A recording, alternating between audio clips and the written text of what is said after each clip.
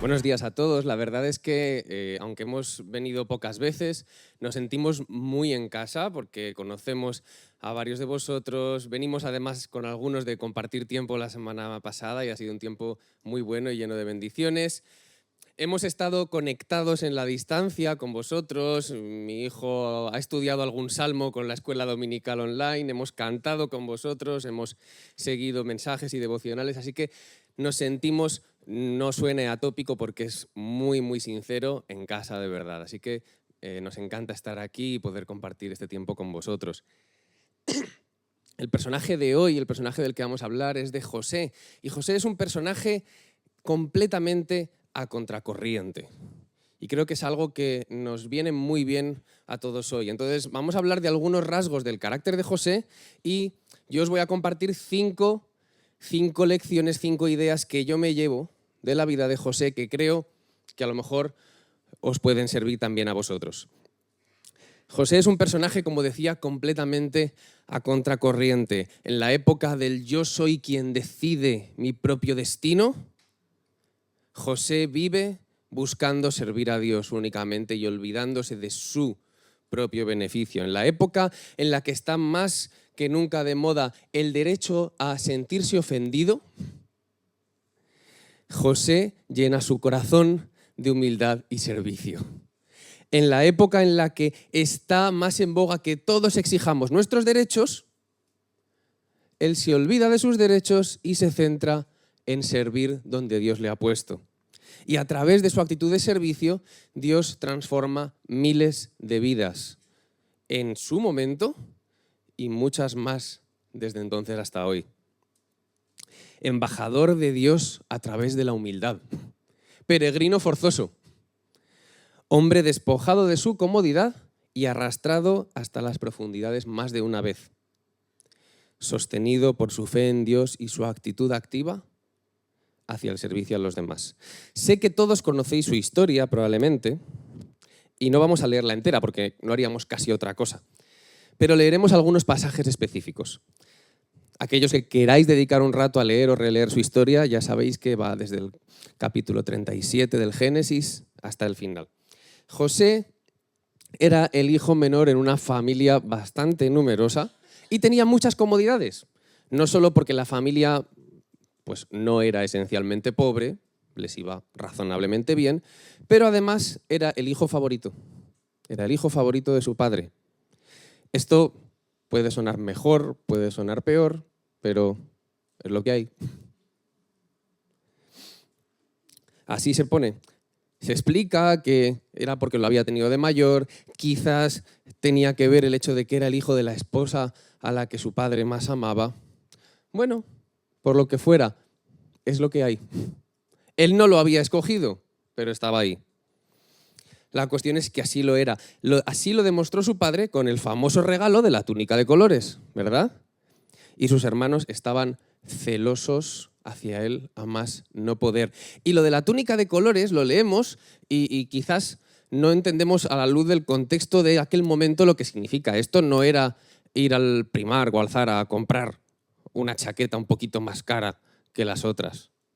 Una túnica de colores, en aquel momento en el que la ropa era una cosa básica que servía para poder llevar algo encima, exigía mucho dinero y exigía mucho tiempo y mucho esfuerzo. Era una muestra de amor realmente grande. Al leer la vida de José, como os decía, hay algunos rasgos de su carácter que se ven desde el primer momento. Y uno de ellos es su honestidad. Cuando uno lee por primera vez a José, quizás te puedes hacer a la idea de que había un poquito de arrogancia o era un poco acusador porque iba ahí a decirle a su padre sobre los hermanos cuando los hermanos hacían mal.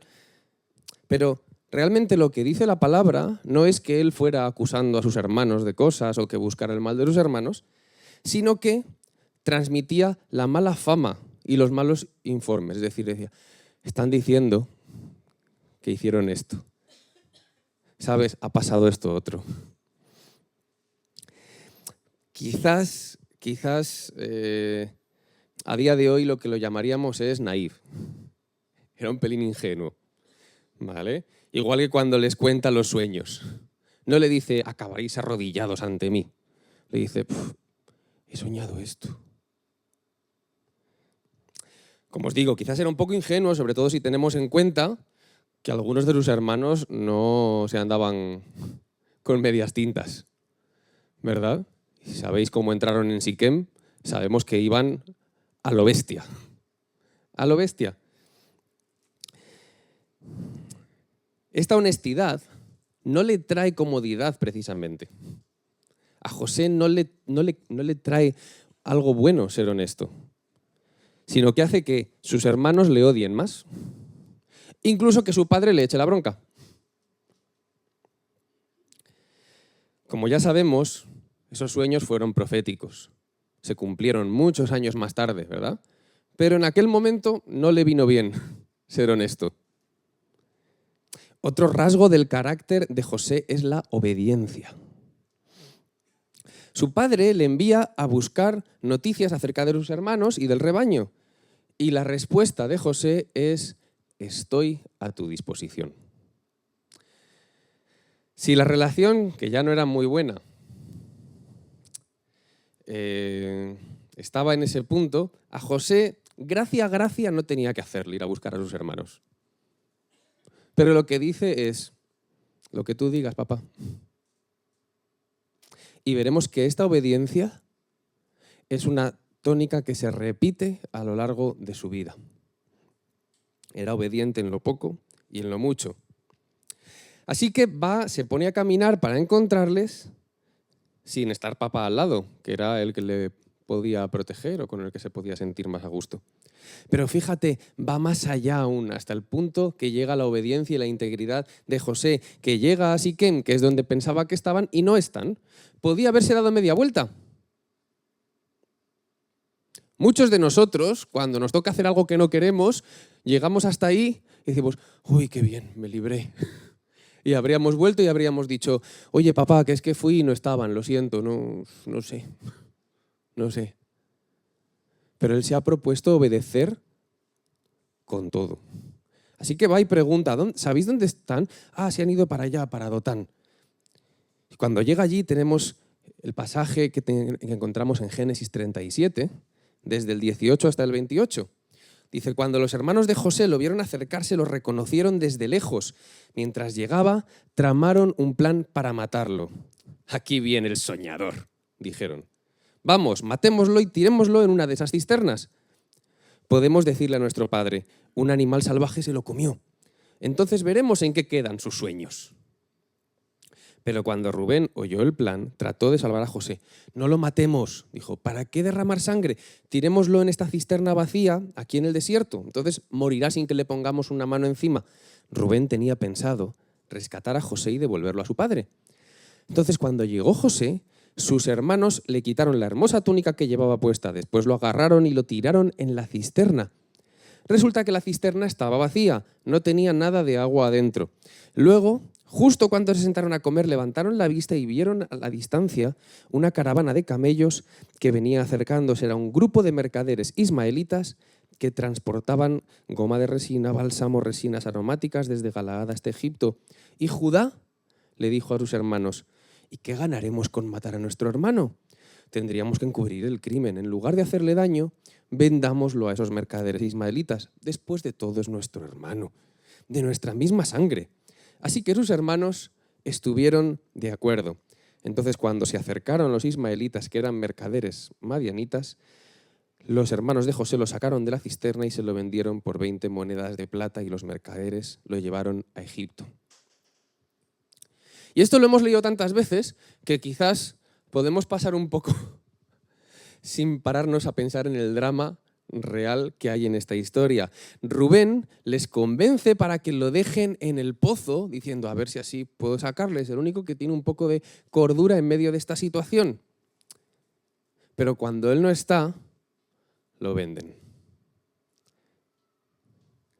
Le quitan su túnica, le dejan desnudo dentro del pozo y mientras está dentro del pozo, en la oscuridad, sin ropa, tiene que oír la voz de su hermano decir, oye, ¿y si lo vendemos?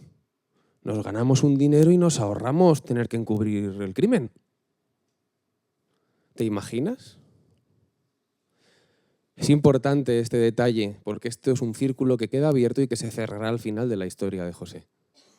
Pero imagínate, José, por obedecer a su padre en el pozo, desnudo, oyendo la voz de su hermano, traicionándole. Y los hermanos, pues bueno, llevan allí la túnica y dicen, mira a ver si es la túnica de tu hijo o no. Le han echado un poco de sangre, una mentira muy elaborada, sin decir mentiras, muy sofisticada, que contraste con la honestidad de José, ¿verdad? ¿Sabes? Si el karma existiera, hablando de cosas que están muy de moda, José habría pasado por delante de la puerta de su casa, ahí en el carro de los mercaderes, el padre le habría visto, habría sido restaurado, le habría dado una túnica mejor aún y... Pero no. Sus hermanos no fueron castigados. Sus hermanos llegaron allí, le dieron el disgusto a su padre y 20 monedas para el bolsillo. José acaba en casa de un oficial egipcio, Potifar, ¿verdad?, que era capitán de la guardia y que se lo compra a estos ismaelitas. Y entonces es el esclavo, el último mono, con perdón, el último esclavo del recién llegado, el extranjero, el que no conoce el idioma, en la casa de este millonario. Traicionado, abandonado, humillado. ¿Qué haríamos nosotros? Nos indignaríamos porque éramos el hijo favorito de la familia de clase media y ahora nos han vendido y pretenden que seamos esclavos. Nos quejaríamos. Tomaríamos la letra de la canción que hemos cantado hace un rato y le daríamos la vuelta y sí cuestionaríamos lo que está haciendo Dios, ¿verdad? ¿Y qué es lo que hace? ¿Sabéis lo que hace? Se pone a trabajar. Se pone a servir donde está. José no se queja, no se indigna, se pone a servir donde está, porque él tenía claro esto que hemos puesto de título del mensaje, que Dios siempre tenía planes para él. Igual que Dios siempre tiene planes para ti y para mí. Y dice que el Señor estaba con él y llegó a ser un hombre próspero. Tenía éxito en todo mientras servía en la casa de su amo egipcio.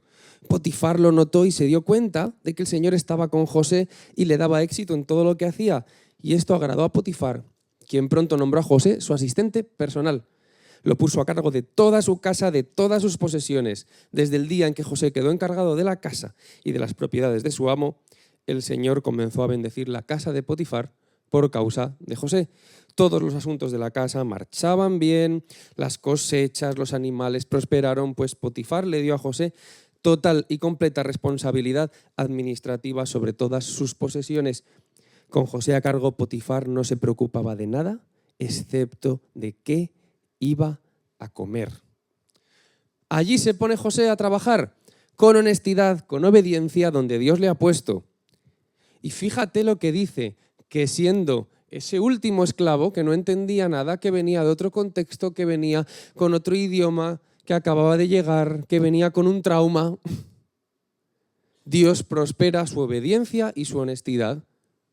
Hasta el punto de que dice ahí eso, Potifar solo se preocupaba de qué es lo que iba a comer. Es decir, se levantaba por la mañana,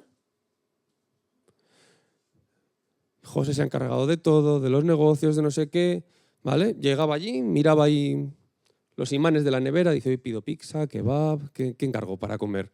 No, esa era toda su preocupación. No tenía nada más que decidir. ¿Te imaginas?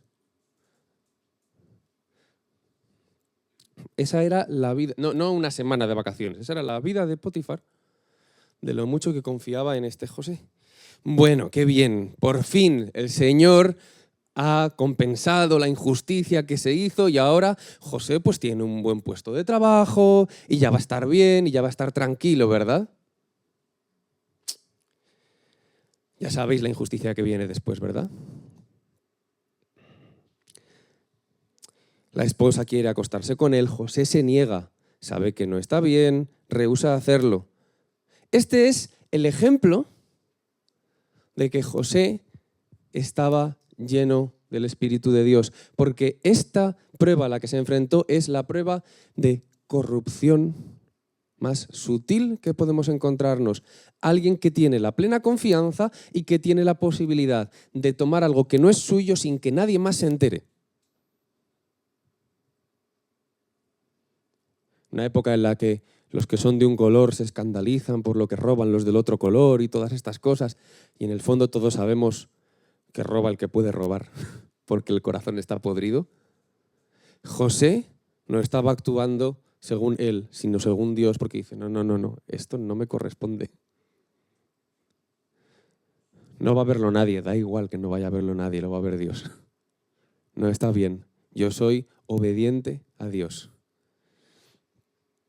Y esta situación le pone en una posición muy conocida para José.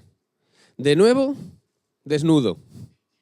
De nuevo, al hoyo. De nuevo, traicionado por alguien que utiliza su túnica para mentir sobre él. Se vuelve a encontrar en lo mismo. Ahora ya sí, ahora ya se quejará, ¿verdad? Ahora ya dirá, no sabes lo que he sufrido yo por causa del ministerio. A mí ya, yo ahora ya me puedo parar. No. Se pone a servir donde Dios le ha puesto. Porque sabía que Dios siempre tiene planes.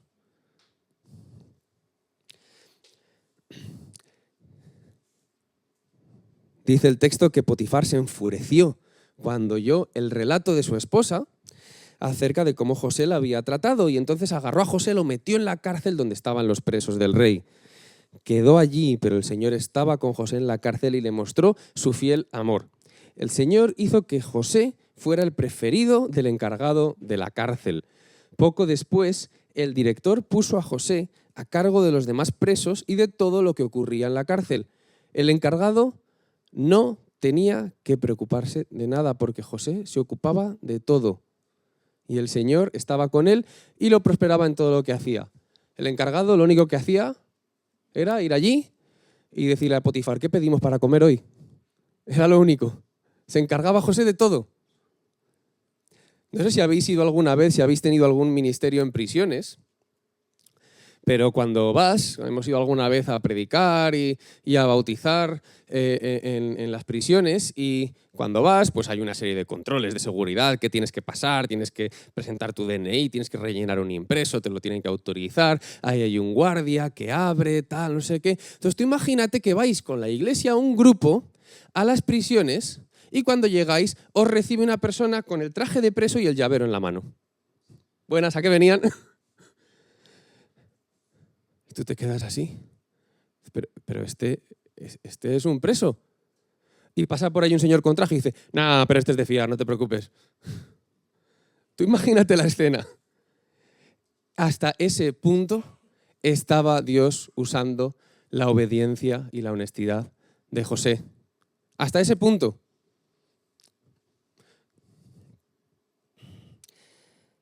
Así que bueno, no es ser el gerente de Potifar SL, pero tampoco está mal. Gestiona la cárcel. Vale, ok. Y entonces llega el día en el que esos dos presos, el copero y el panadero, tienen estos sueños que no saben interpretar, ¿verdad? Conocéis la historia, José les pregunta qué sucede, le explican que han tenido estos sueños y que no encuentran ayuda para interpretarlos. Y va José y los interpreta. Y, de nuevo, si te pones en la piel del personaje que estamos estudiando, se te ocurriría qué está pensando. Si yo estuviera en la piel de José, lo primero que habría pensado es, ¡buf! Con un par de sueños empezó todo. Se me ocurrió abrir la boca sobre lo que había soñado y ya fue todo cuesta abajo. Voy a ser más prudente ahora, me voy a callar la boquita. Y así no me meto en líos, que mira dónde estoy y aquí de momento aguanto, pero no sé cuál será la siguiente. Pero ¿sabes qué? José tiene un don que es de Dios, sabe que el don no es de él. El don no es de José, sino de Dios. Así que no puede decidir no ofrecerlo. No es su decisión servir o no con el don que Dios le ha dado. Así que escucha el primer sueño y le da una alegría a ese preso. Dice, vas a salir en 3 días, vas a tener tu trabajo de vuelta y todos, ¡qué bien! ¡Buah, fenomenal!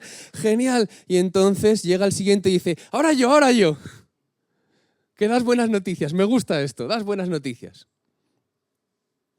José escucha el otro sueño y recibe, ¿cuál es la interpretación? Recibe que esa persona va a morir en 3 días. De nuevo, si yo fuera José, yo habría tenido la tentación de decir, no lo veo claro, vuelve la semana que viene.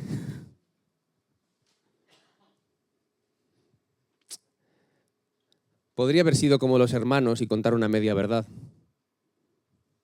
pero no, porque es obediente y honesto, así que lo cuenta. Y fue un momento duro, pero bueno, la parte buena es que como le ha prometido el copero, ahora en 3 días le hablará al faraón de él, será liberado de la cárcel, por fin Dios va a hacer justicia, ¿verdad?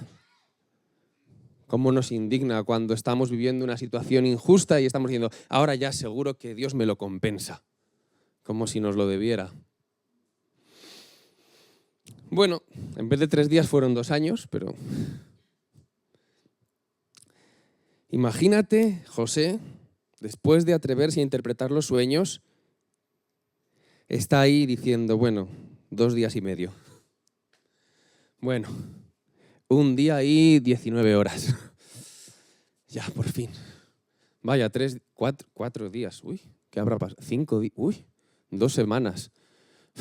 3 meses. 1 año. Se han olvidado de mí. Estoy de nuevo en el hoyo, olvidado. Así que, ¿qué hace? Monta un escándalo en la prisión, claro, ¿no? Se pone en huelga, se sienta y dice, ya no hago nada. No. Honestidad, obediencia. Sigue sirviendo, porque sabe que aunque no lo entienda, Dios siempre tiene planes. Y por fin llega, 2 años después, la llamada. Le sacan de allí para interpretar un sueño al faraón. Faraón le dice, ¿serás capaz de interpretar el sueño? ¿Y sabéis lo primero que dice José? Yo no, pero Dios sí. Yo no, pero Dios sí. Hasta ese punto llega la honestidad, que no solo sabe que el don es de Dios y no puede negarse a usarlo, sino que sabe que el don es de Dios y no dejarlo claro es robarle la gloria a Dios.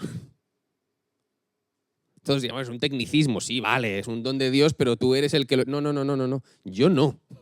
Dios. Yo no quiero ni una pizca de la gloria que no me pertenece, porque esa gloria es de Dios.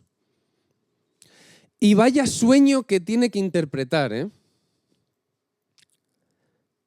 De nuevo, piensa en la trayectoria, ponte en la piel de José.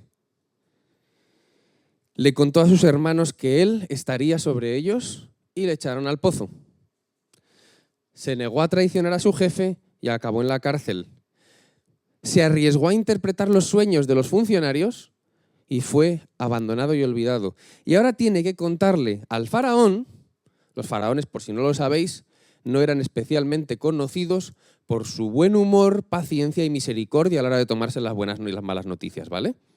Le tiene que contar al faraón que viene un periodo de abundancia lleno de una hambruna que va a asolar toda la tierra.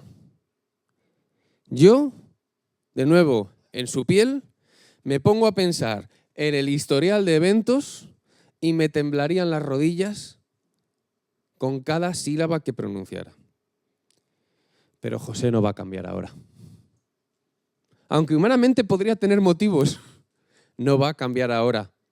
Le cuenta el sueño al faraón, pero hay 2 partes en la respuesta. Y empezamos a llegar a donde se desvela por qué ha pasado todo esto. Dice en el versículo 29 del capítulo 41, esta es la explicación del sueño, vienen 7 años de gran abundancia sobre toda la tierra de Egipto y después vendrán 7 años de hambre. Y será olvidada toda la abundancia de la tierra de Egipto y el hambre asolará la tierra. No se conocerá la abundancia en la tierra a causa del hambre que vendrá, que será muy severa. Y en cuanto a la repetición del sueño a Faraón, 2 veces quiere decir que el asunto está terminado por Dios y Dios lo hará pronto. Esa es la explicación del sueño.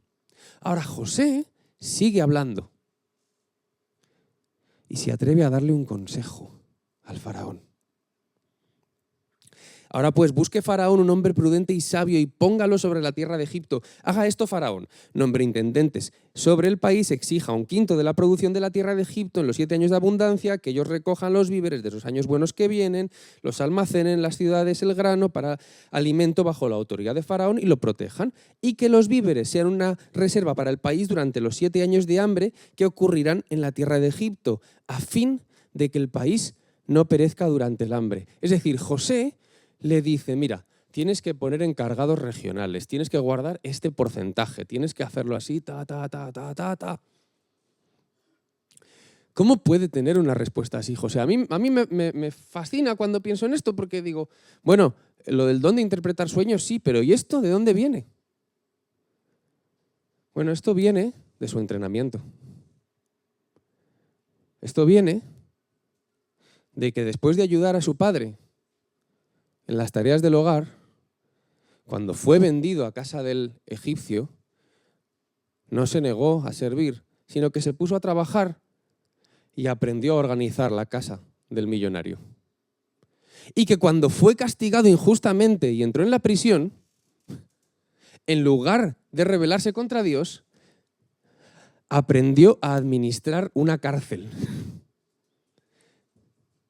Y entonces ahora, José, porque ha sido obediente, es un experto organizador. Dios le ha capacitado para responder a un problema muchísimo mayor que el de organizar las riquezas de Potifar o vigilar cómo funciona la cárcel de los presos del rey. Claro, el faraón oye esto, se queda así y dice, pues ya sé qué hombre prudente y sabio tengo que poner. Ponle el anillo, este se encarga de todo, lo que él diga.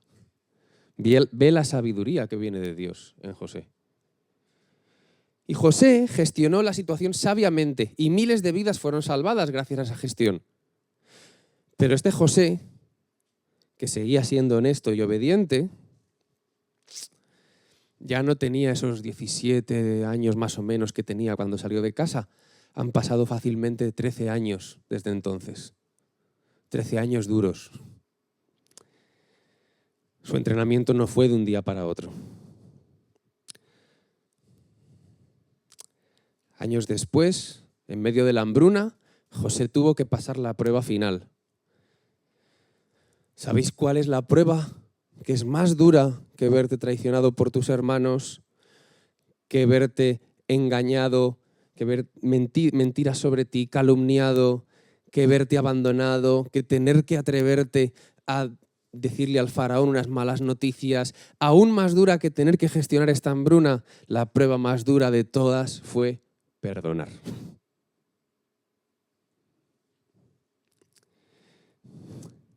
Tuvo a sus hermanos arrodillados, como en el sueño.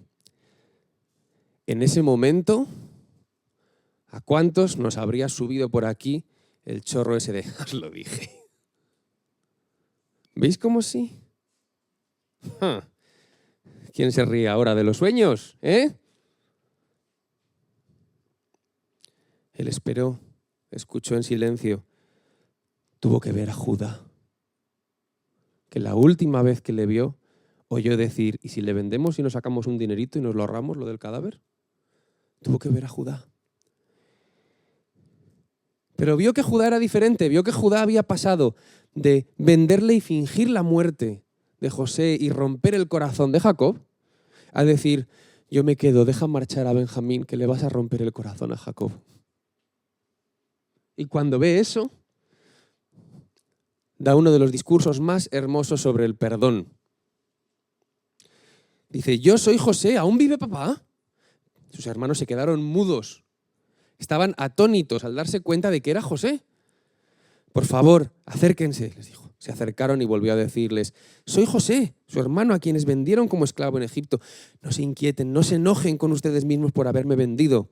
Fue Dios quien me envió a este lugar antes que ustedes, a fin de preservarles la vida. El hambre ha azotado la tierra estos 2 años, durará otros 5 y no habrá ni siembra ni siega. Dios me hizo llegar antes que ustedes para salvarles la vida a ustedes y a sus familias y preservar la vida de muchos más. Por lo tanto, fue Dios quien me envió a este lugar y no ustedes. Y fue Él quien me hizo consejero del faraón, administrador de todo su palacio y gobernador de todo Egipto. Y dime, cuando llega el momento en el que alguien te ha hecho daño y tarda mucho en llegar la respuesta, ¿está tu corazón en este sitio como José?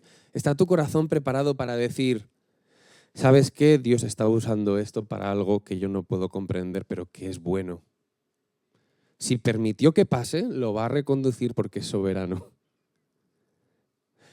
No te cargues con ello, no te cargues con el mal que me hiciste. Dios ya lo recondujo. Y por cierto, es Él quien me ha puesto aquí, ¿eh?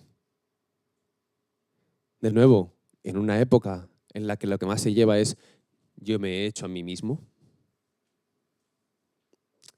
José está diciendo, todo lo bueno que pueda tener yo viene de arriba, ¿eh? No lo he hecho yo. Es Dios quien me ha ido dando su gracia en medio de cada situación.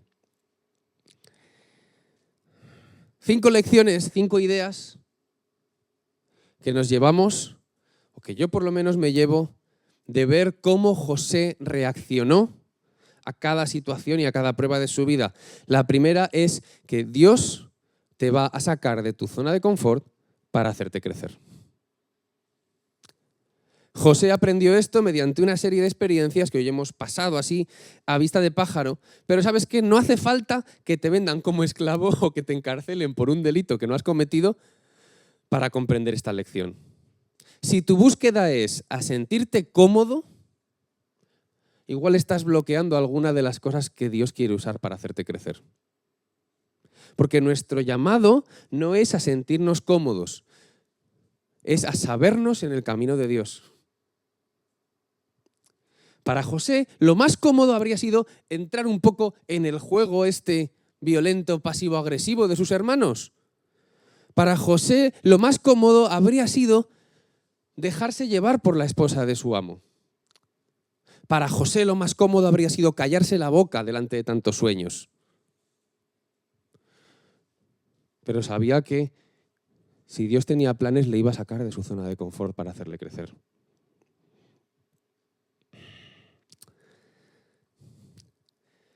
Hay una tentación generalizada a mantenernos en nuestra zona donde estamos cómodos.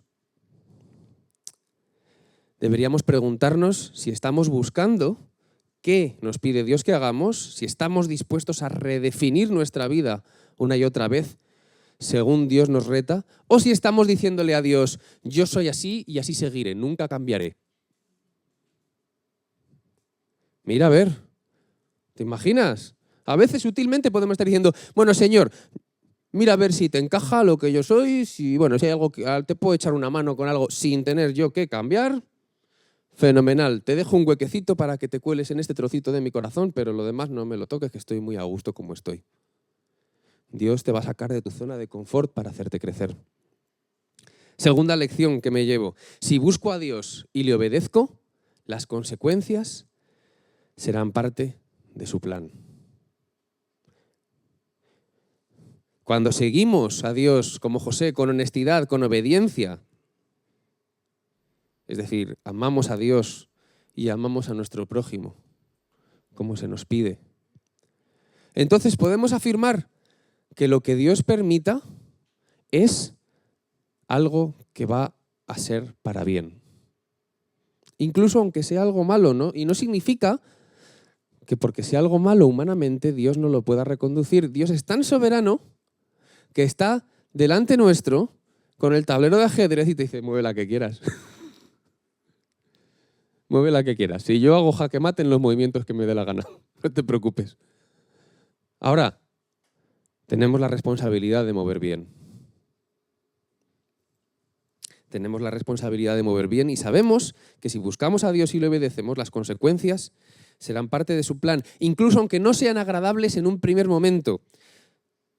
Pero sí que nos ayuda a entender que nuestras decisiones no vienen motivadas por ninguna otra cosa más allá de una relación con Dios, que nos permite conocer cuál es la voluntad de Dios, que nos permite servir incluso cuando no la entendemos.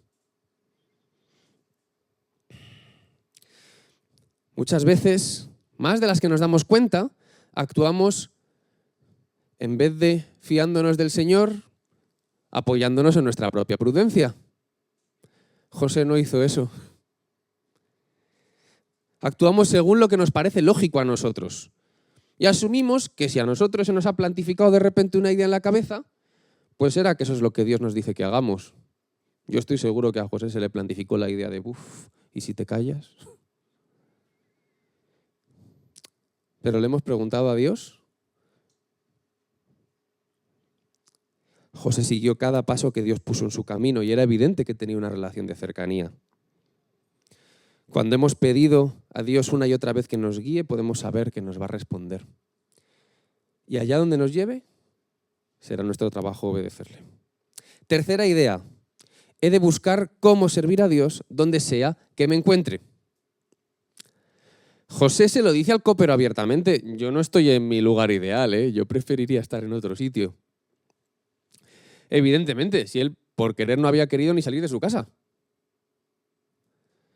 Pero eso no hace que se instale en el inmovilismo. Sé que esto probablemente no pasa nunca, pero a veces sucede, ¿no? Que algo no nos gusta en nuestra vida, en nuestro trabajo, en nuestra iglesia, y decimos si esto es así, yo no. No. Donde sea que me encuentre, cual sea la circunstancia, ¿cómo puedo servir? ¿Cómo puedo servir? En el caso de José tenía una capacidad para organizar, ¿verdad? Y la puso a disposición en cada sitio donde estuvo.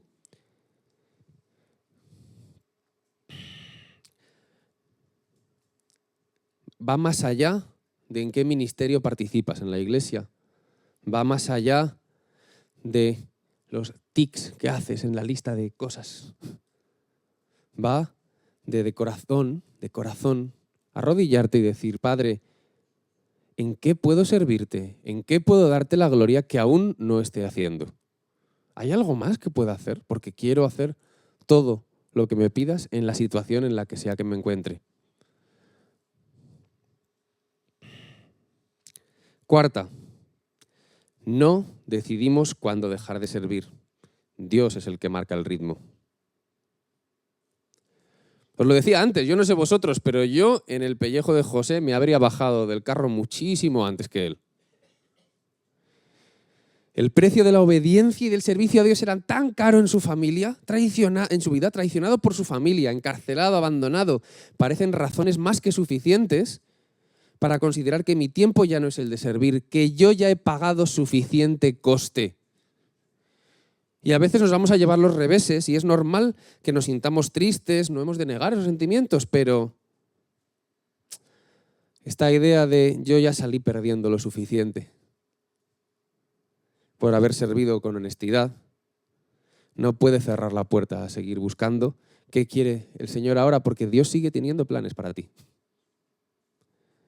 Si José hubiera pensado en las consecuencias de todo lo que pasó y hubiera decidido que ya no, que ya era suficiente, ni él ni nosotros hubiéramos llegado a ver todo lo que había, que todo eso, todas esas pruebas, todo ese dolor, todo ese sufrimiento eran la formación, era el entrenamiento, era el curso de capacitación para lo que Dios tenía para él, que era salvar miles de vidas y dar testimonio del Dios verdadero en la casa de Faraón.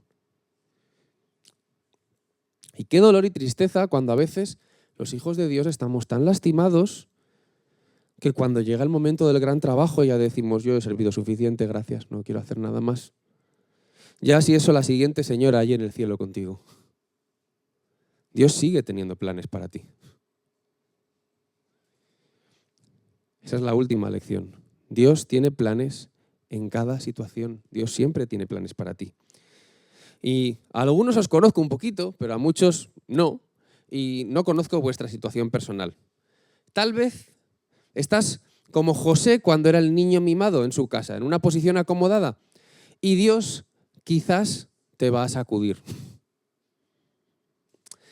Tal vez te sientes abandonado, estás pasando una etapa difícil como José cuando fue vendido. Quizás tienes una situación cómoda y estable, como cuando estaba en casa de Potifar. Y la tentación y la prueba van a llamar a tu puerta pronto. O quizás estás en tu prisión personal.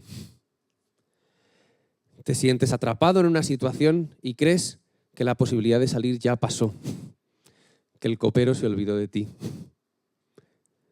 que esto es lo que queda por delante el resto de tu vida. Sea la que sea, Dios tiene planes para ti. Tienes una combinación única de dones, de capacidades que Él ha sembrado en ti y tiene un papel para ti en su plan. El plan de Dios supera lo que podemos entender y lo vemos en la vida de José. Vemos varios reflejos en la Biblia sobre Jesucristo, pero el de José es uno de los más claros. Tenemos nuestro ejemplo en Jesús, tenemos nuestro ejemplo en José. Dios siempre tiene planes para ti. Señor, gracias por ejemplos como el que nos das de José, que nos hacen ver que necesitamos seguir renovando nuestra confianza en ti en cada paso que caminamos. Ayúdanos a estar más cerca, ayúdanos a saber qué plan tienes para nosotros. Mantén nuestro corazón activo para servirte con honestidad, con obediencia, allí donde tú nos pongas. Ayúdanos a estar dispuestos a salir de nuestra comodidad para servirte. Aunque nuestra inercia nos lleve a eso, no es nuestra comodidad lo que queremos, sino que tu propósito se cumpla en nosotros. Háblanos y dinos qué quieres para cada uno de nosotros ahora. Individualmente, como iglesia también. Haz ver hacia dónde hay que caminar para servirte y darle la gloria donde tú nos has puesto. Señor, gracias porque tenemos la certeza de que parezca más fácil o más difícil, tú siempre estás a nuestro lado en ese camino. Ayúdanos a encontrar y vivir el propósito que tú tienes para cada uno de nosotros y a recordar que siempre tienes planes para nosotros. En el nombre de Jesús. Amén.